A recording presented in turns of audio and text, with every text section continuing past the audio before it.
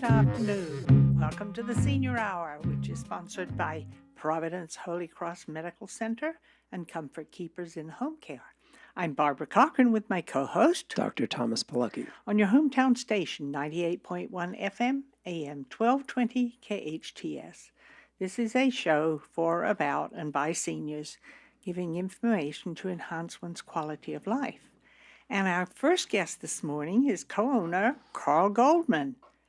And we're talking about the upcoming KHTS Home and Garden Show. Ho, ho, ho. We are first of all, thank you guys for letting me back on here. We are only 2.5 weeks away. It's hard to believe. I know. We've been working on Where this is the all year time long, gone? and we're 2.5 weeks away.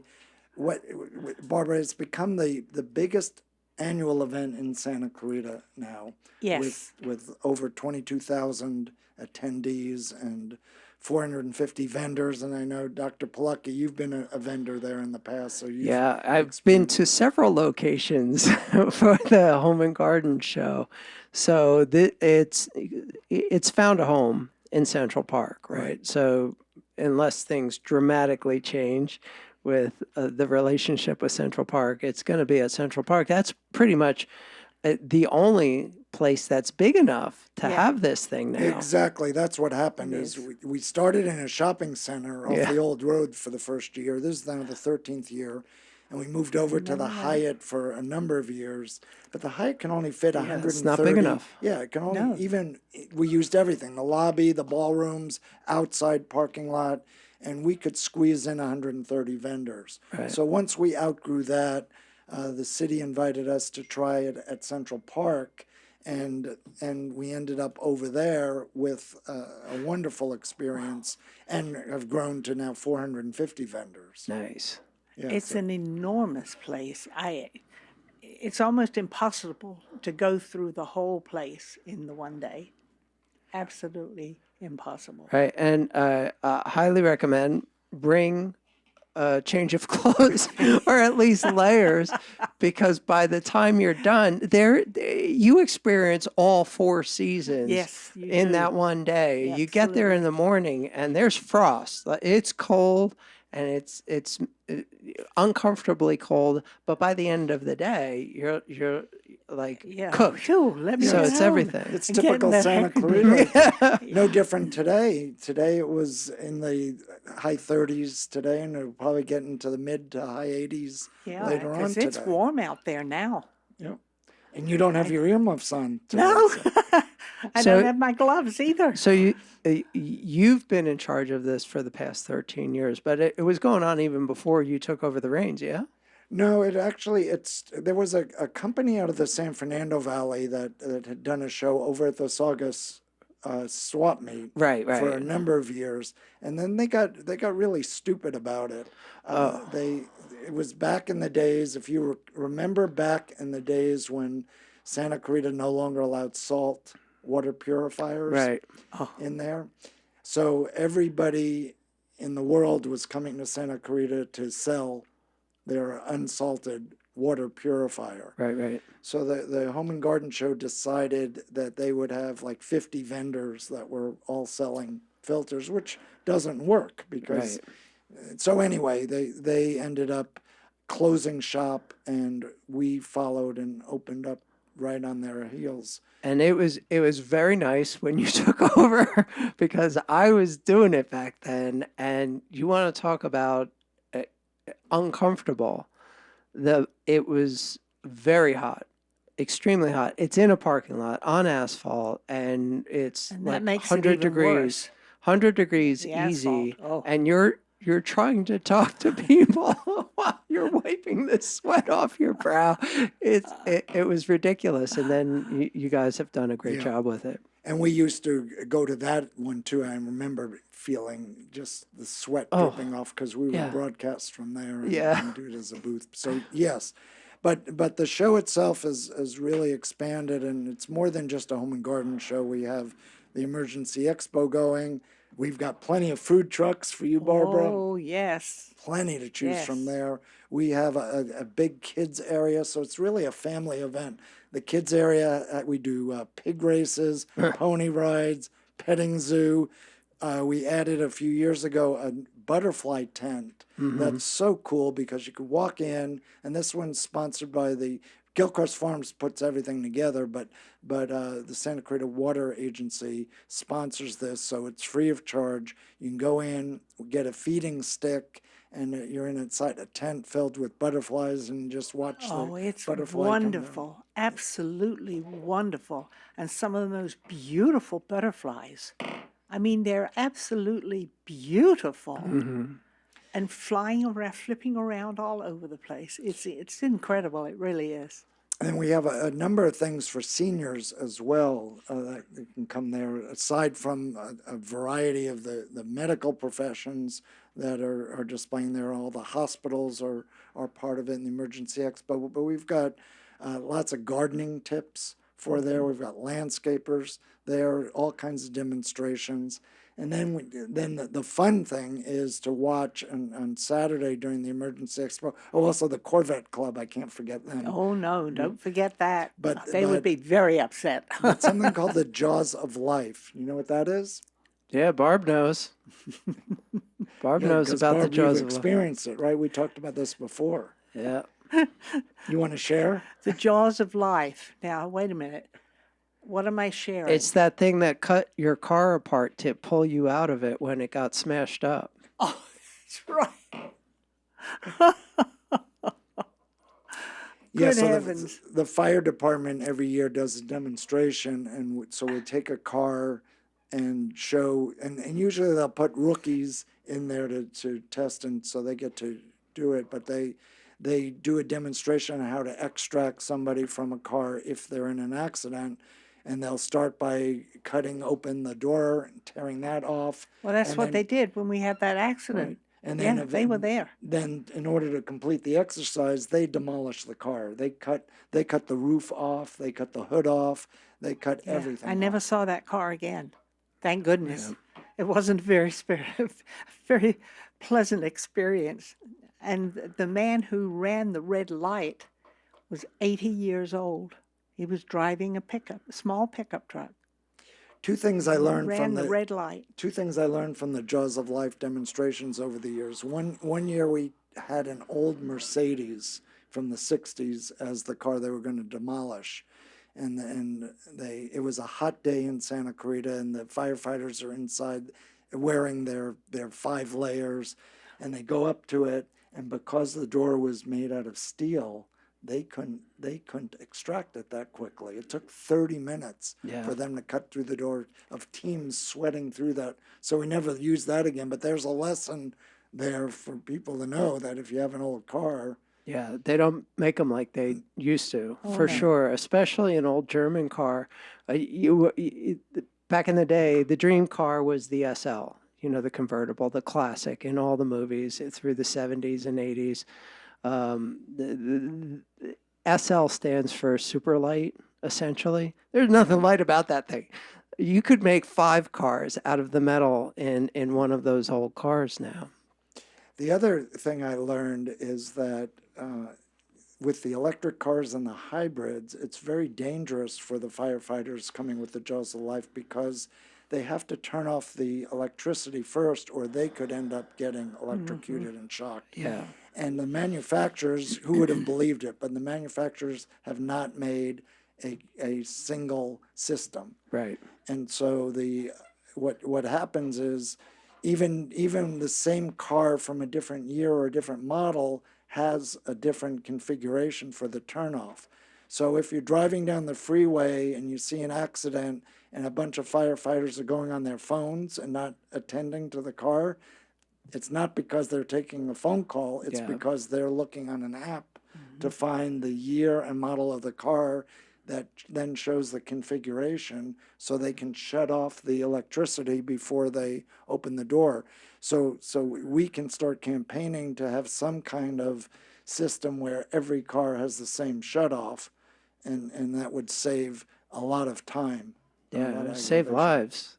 Every minute matters. When you have to cut a car apart to get somebody out, it matters. And yeah, it's crazy. There's a long way to go with electric vehicles. I'm not sure that we're going to be ready. And what is it, 25? They said 35 for no longer in this state for no longer manufacturing Yeah, gas powered cars. yeah, that's Crazy. you're crazy. I hope That's that we have some ridiculous. other options. The ICE, the internal combustion engine, may be phasing out, but I hope there's an option other than we are at the liberty of the electric companies, whether we can drive that day or not. That's a little scary. And it's going to take, I think, a whole building of the infrastructure first before we move to it. It's interesting, Dr. Polucki, we do an annual KHTS trip to Sacramento, which you've been on, Oh, yes. and Yes. Loving both of you have been on. Yeah. And on our last one a year ago, we met with someone who was tied in with the transportation up there in Caltrans. And one of their visions is to put sensors all up and down, starting with the 5 freeway, all up and down the 5 freeway from the border to Oregon border, the northern border. And these sensors will be chargers. So as your car goes up the 5 to San Francisco, let's say, you're constantly charging your car versus a similar way your phone Yeah, gets charged induction, over a yeah. remote That doesn't charger. make any sense to me at all. It's similar to your phone getting charged remotely. Yeah, Your Yeah. phone can But get you're charged, driving. yeah. and it's picking And up a it- different sensor And along what happens if one of those sensors goes out? No, it's just charging it's keeping your car charged. It's not charging it from zero. So it's not like an electric trolley that has to be hooked up to the electricity the whole time. Your car's already charged. Part of the issue right now with electric cars is they can only go a short distance, and particularly in the cold or the hot, the battery dies out a lot faster. So if you're driving to San Francisco, let's say from Santa Clarita, and you along the way, as you're going at 70 miles an hour, you're constantly getting recharged. How do you get recharged? You get recharged It's- remotely from the sensors that are on the side of the road. Oh, So there's So little the- sensors that Yeah. we're It's not- intriguing, and that's great, but that only solves one of the problems with the electric car industry. And I as cannot much a imagine. fan, and I respect the brilliance of Elon Musk. I mean, he saved the electric car industry by far. People had tried in the past, and even the big three Detroit car makers were like, "We're not going to touch this thing." But he turned it all around, and God bless him for doing that. There is so much that needs to get right about this whole thing. And I think we're just on a path of, oh, we'll fix it when we come to that, which, that's a philosophy. I guess it gets stuff done, but there's so much. You think that, okay, this is cleaner, this is better, this is, where we're moving forward. There's nothing clean about those batteries. I mean, nothing. And they don't last forever. And so you're stuck with this hunk of very toxic material that took a whole bunch of carbon footprint to manufacture in the first place. And then halfway through a car life, you got to do it all over again. And that's not to mention the cobalt that's coming from the Congo that's being mined by miners under terrible conditions. Yeah. Plus, then the battery is built in China, which is not a good thing. Yep. Then it has to be sent on a ship to the United States, which of course doesn't impact our carbon footprint at all, does it? Right. And there's so many issues that nobody is talking about, like runaway thermal event.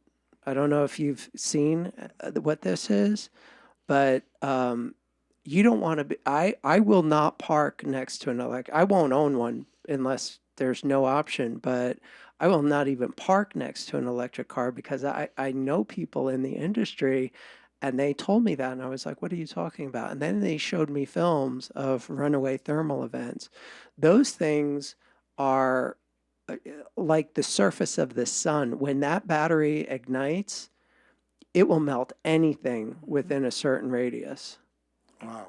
And there's no way to shut it down. Fire hoses, foam, forget about it. When that thing gets going, there's no stopping it. So yeah, we got a ways to go with this stuff. Thank Well, goodness.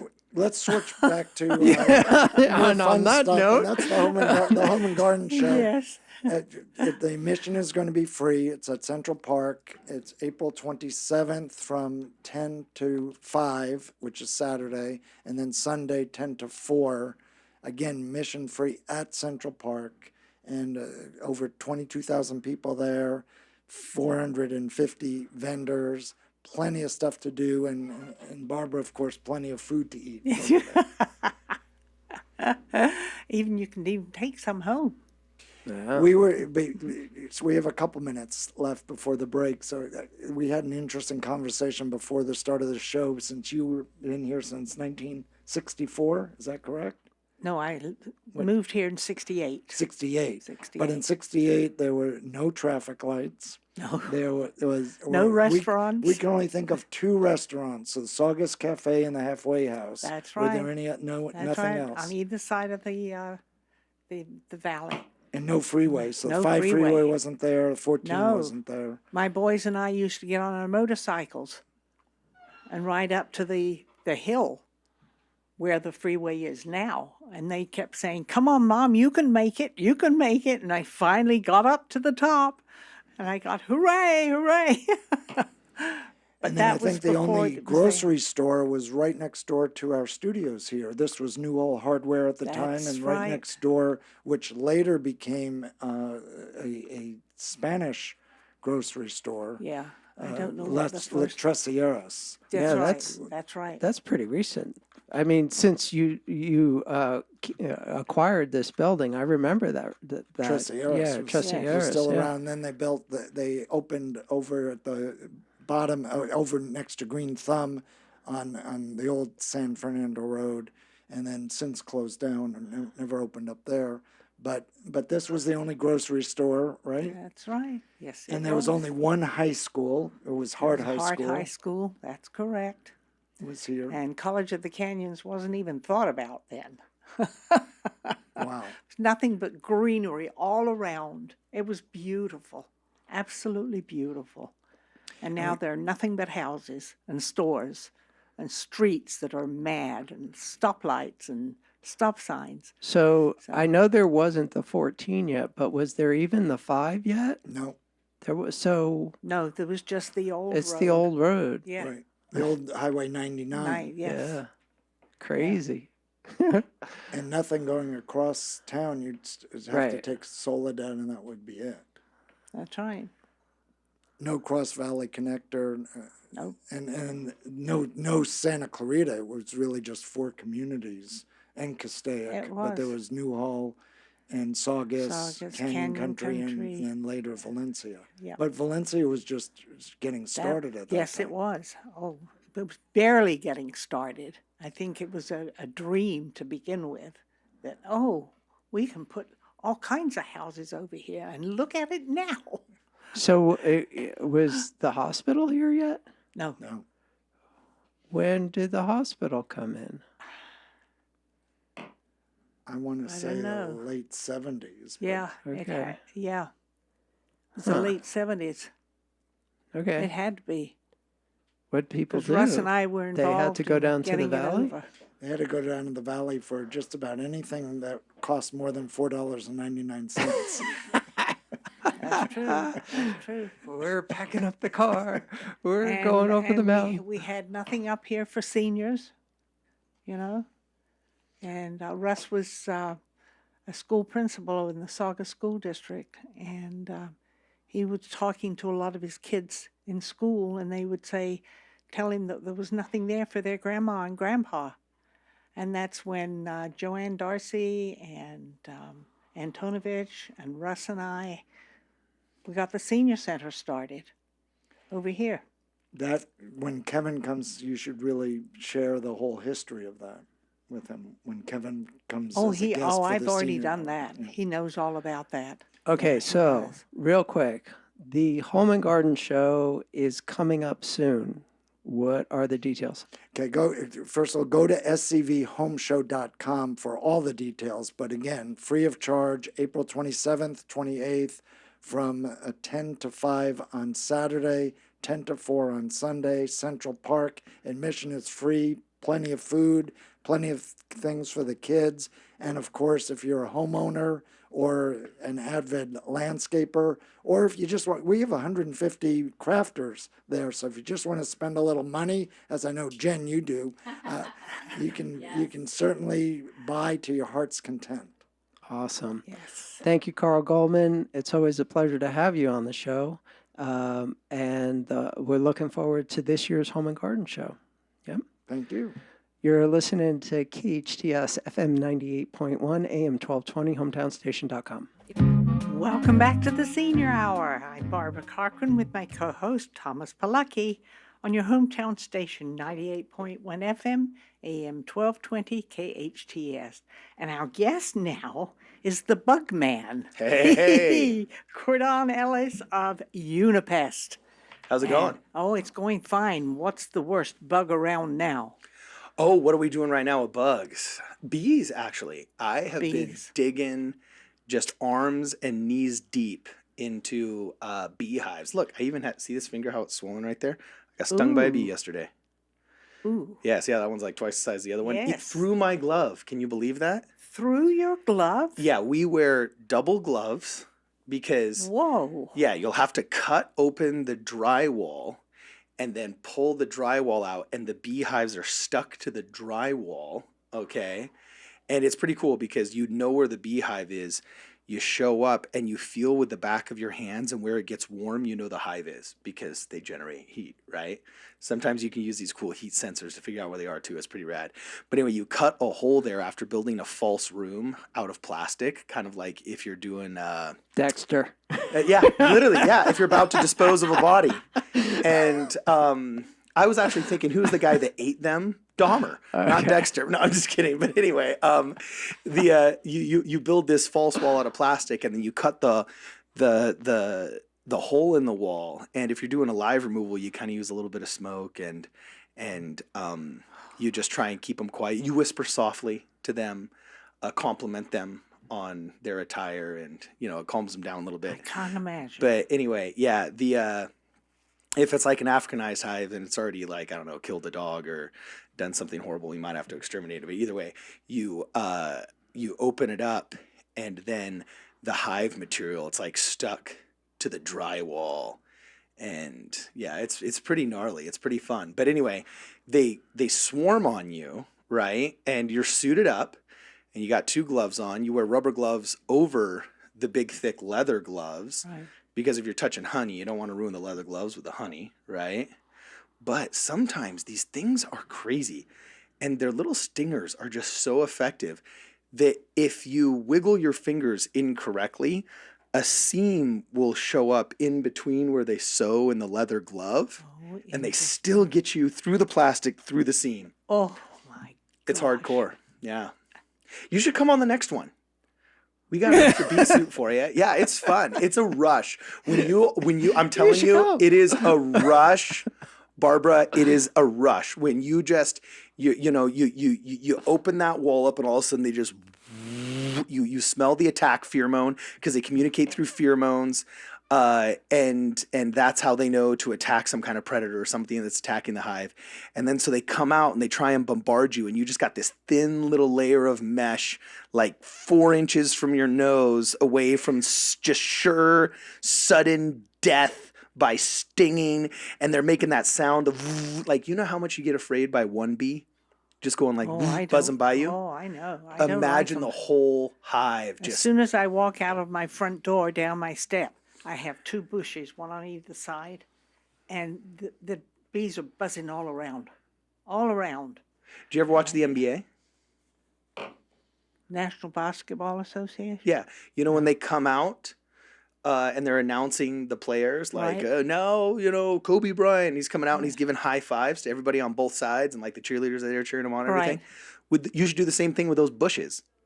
Just like, you know, when you walk out of your house, like we should just get some theme song music and you walk out and you just run your hand along all those bushes. Yeah, exactly. See what happens to the bees, dude. Actually, you know what would most likely happen if you did that? Not too much. Everybody's afraid of bees in the wild because especially when trees in Santa Clarita start to blossom. Like right now, you notice how all the trees are coming back to life. Yes, they are. When they start sprouting their cute little flowers or their buds or whatever, oftentimes the bee activity increases because it's also accompanied by warmth, and people will hear just the bees in their trees, and we'll get so many calls where people say, what do I do? There's thousands of bees in my trees. Yeah. And the truth is, when they're out foraging, they're kind of on the defensive. They're more afraid of you than you are of them. It's not until you get within a certain proximity of the hive that you really trigger their defensive mechanisms. So like 99.9% of the bees that you come across in the wild aren't a problem unless you like try and trap it and cup it and stick it in a jar. Don't we have there's the bee farm, isn't it out 126. on 126? Yeah, we get a lot of referrals from them. They're pretty cool. But there's bee farms everywhere here. Like, for example, I was just driving up Sierra Highway to get here, right, to the station on Newhall Avenue. And no joke, you know where those big giant power lines go by the big refinery where sometimes they film movies? Where Placerita Canyon used to come out to Sierra Highway before they shut that down because they got tired of people taking the shortcut through Placerita Highway.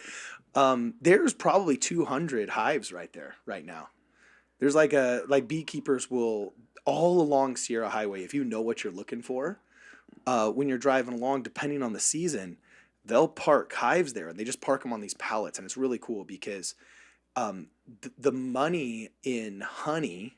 Hey, I didn't do that on purpose. That was great. You know what I'm saying? I see what you did. So the money in honey is actually not necessarily from, or the money in bees, better said, isn't necessarily from the honey cell cultivation. Oftentimes, it's renting the hives to farmers. Yeah, pollination. Yeah, pollination. That's right. Like, dude, you'll go from like the avocado orchard for 6 weeks to the cherry orchard to the almond farm.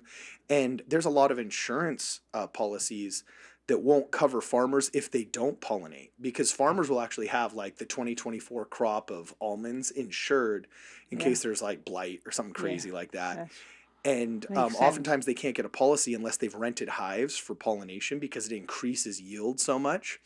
And so you can make money never cultivating a cell of honey and just having tons of hives that you can just rent to farmers and go stick on their farm field so that all of the bees go out and they pollinate the crop and then come back. And you get some really wild tasting honey. Oh yeah, like you can get honey from bees that just spent 6 weeks at like a cherry farm. Yeah. And it'll have an interesting taste in comparison to the bees that just spent time at like a citrus orchard or something like that. I've been to the bee farm on 126. Yeah. And purchased honey from them. Oh, it's delicious. Oh, you can really get adjusted to honey. Yeah, it's pretty awesome. Because it's delicious. It really is. And they give it different flavors too, which is nice. Yeah. Which favorite? I don't have a favorite. I like it all, unfortunately. That's awesome. I love my couple of pieces of toast in the morning with honey on it and my cup of coffee. That's my breakfast many times. All right, rock on. Sweet. Yeah, so that's one of the things. All right, what else besides bees? What else? Yeah, what do we got cooking? The weather's changing, so I know that changes stuff. It fools the trees. So we're starting to do tree injections. There was a big concern about bark beetles for a while, but we're starting to do tree injections again. And termites, dude, termites are coming out. And it's fun, and it's crazy, and it's awesome. Yeah, so I want to know more about termites, because I've seen the tents go up around my neighborhood, and I know that's not necessarily a good thing. So when they tent the whole house, you're talking about, Yeah. And how does Unipest handle that? Do you tent? Oh, no. Okay. So first off, there's a million different ways to take care of termites. Tenting is one of them. We do them all. But It's really funny. Fumigations now, I would estimate 40% of the fumigations you see around town aren't even for termites. Really? You know what they're for? No. Oh, it's a dirty word. Bed bugs. Ooh. Really? Yeah, it's pretty crazy. How do you know that you have bed bugs?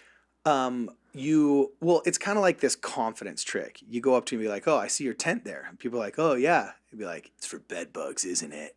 And then judging by how they shake and say, "Don't tell my neighbors," that's how you know. No, I'm just kidding. But the truth is, bed bugs have become a much larger concern in LA County as of late than they were in previous years. And one of the more effective ways to get rid of them, especially once people have noticed them, is via fumigation. We actually have had a big problem in old folks' homes. Yeah. You know what I'm saying? Unfortunately, some people that are on painkillers or blood thinners oftentimes won't notice. This is just anecdotal evidence that I've noticed in Santa Clarita. But sometimes people on certain types of medications won't notice that they're getting munched by bed bugs. And if they're bedridden a lot because they're elderly or something like that, sometimes they go with an infestation for a long period of time before maybe an orderly notices or an employee notices. And then by that time, it's spread to like 2 or 3 rooms and you kind of have to chase it around because some of these people can't be moved very easily. So we treat all kinds of cool, sensitive situations like that. And Interesting, especially when you talk about elderly people. One thing that a lot of people don't know about bed bugs is it's not like a flea or a mosquito. Most people don't have a reaction to the bite. So they can feed for quite a while before you don't get welts like you do with a flea bite or a mosquito bite. So that's one of the issues. But interestingly enough, dry diatomaceous earth is devastating to bed bugs. yeah, so most arthropods are that's a great word, devastating. like In fact, that? I'm going to start using that on some of Yeah. my flyers. Do you want to devastate your pests? You know what There you I'm go. saying?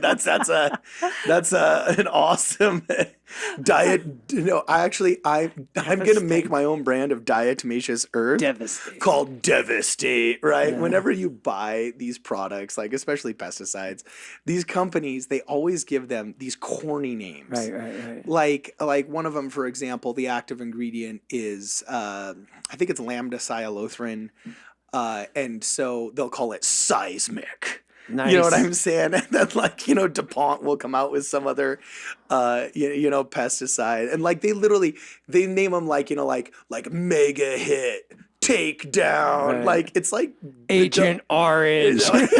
not quite Agent Orange, but it's like they're WWE names, right? You know what I'm saying? You think we're like branding a wrestler here, right?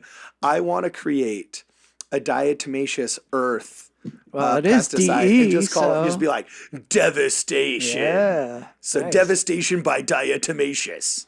Or it sounds like a band name. There you go. You know, like Diatomaceous D. Kind of like Tenacious D, a sequel, right? There you go. But anyway, most arthropods are killed by diatomaceous earth because it's actually what's called a desiccant. It scratches the chitin, which is the waxy layer on the exoskeleton. Nails and fingers. Yeah, Nails and exactly. Just like our nails and fingers. We don't really have exoskeletons. We have endoskeletons, which are inside. But insects have exoskeletons on the outside. So if you can dehydrate that exoskeleton, then you get rid of them. The only problem is getting it on them. The problem with diatomaceous earth is you actually have to be super thorough in its application. But that's one way of doing it. So half the fumigations, just to round the corner of the original question, I wouldn't say half. That's obviously just some anecdotal hyperbolic statement. But a large portion of the fumigations you see around town, sometimes they're not from bed bugs. And from termites, are actually for bed bugs.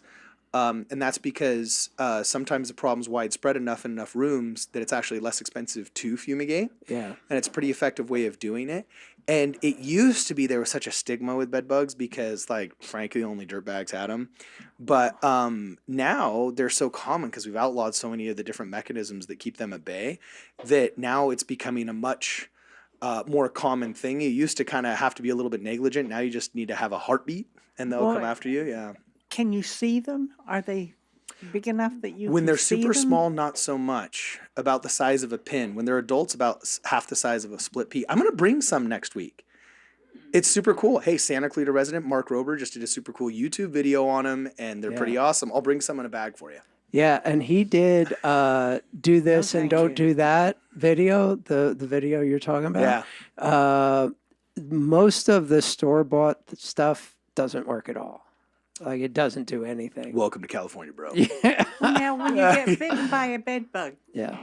does it? No reaction. itch? The overwhelming majority of people won't even know that they've been bitten by a bed bug. Well, how do you Very- know you have them?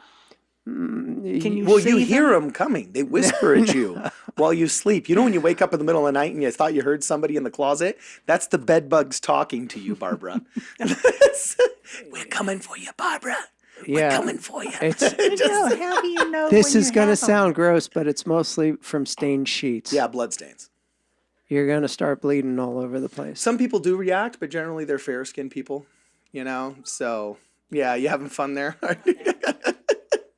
Well, I haven't seen any blood in my bed. Yeah, that's a So- good On the other start. side of the commercial Okay. break, we'll teach you how to look for bloodstains on the sheets and make sure you don't have bed bugs.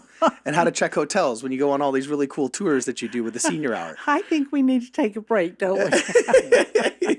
I'm Barbara Cochran with my co-host, Dr. Thomas Polucki, on your hometown station, 98.1 FM, AM 1220 KHTS.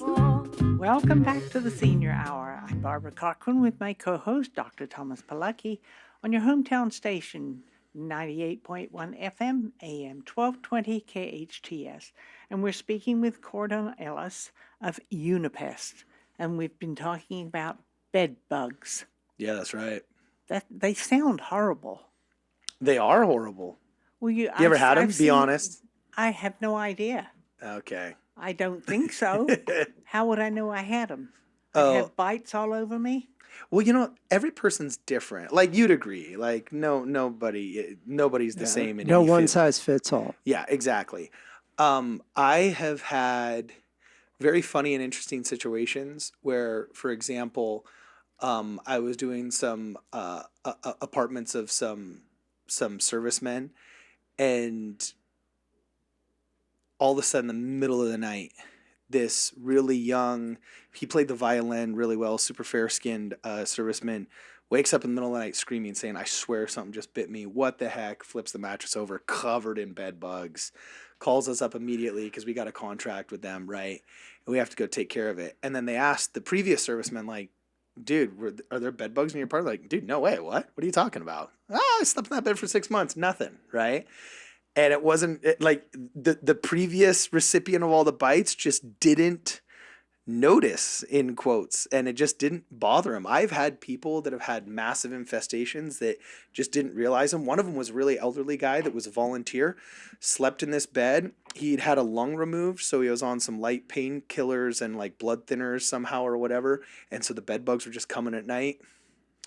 You know, just sucking that human milkshake and just going back. And it wasn't until he was actually reading his scriptures in a book on his stomach while he was taking a nap, before he took a nap, and all of a sudden a bed bug crawled up on the book and he grabbed it with his finger and he goes, "Wait, what is this?" And he shows it to the apartment person. My wife came and saw that one. We flipped the mattress over.